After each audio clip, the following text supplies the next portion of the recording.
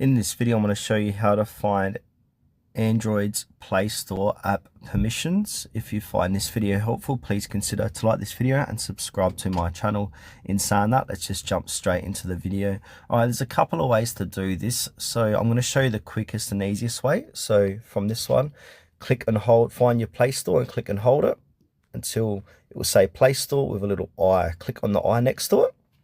And now if we scroll down, it will say under privacy permissions. So go ahead and click onto permissions here. Permissions from your Google Play Store. As you can see all the permissions allowed and not allowed. So if you want to allow, say for demonstration, location, click on the location, and then it will say location access for this app. Allow only while using the app. You can enable that or ask every time. And if we go back, that is now allowed, but it needs to ask every time. If we want to disable, say, the phone, click into the phone and then click don't allow.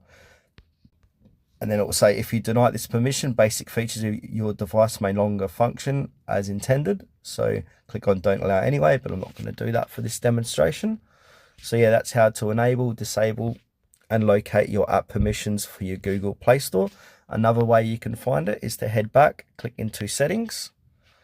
And now in settings, click on the search bar and then type in Play Store.